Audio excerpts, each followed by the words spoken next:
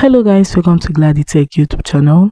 In this video we're talking about how to change Bigo Live ID on Bigo Live. So the first thing you have to do is to tap on your Bigo icon found at the bottom of your screen. Tapping on it, you just have to tap on the person icon. It's close to the settings icon.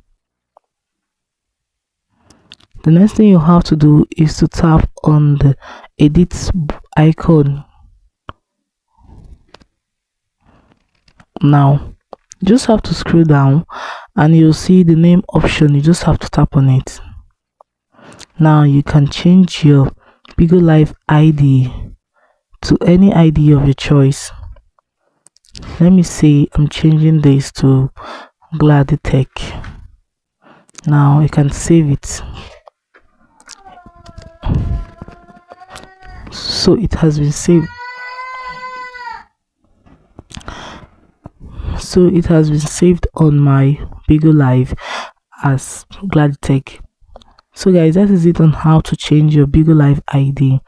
If this video was helpful, do well to like, subscribe, share, and don't forget to hit the notification bell to always get notified anytime I upload helpful tips.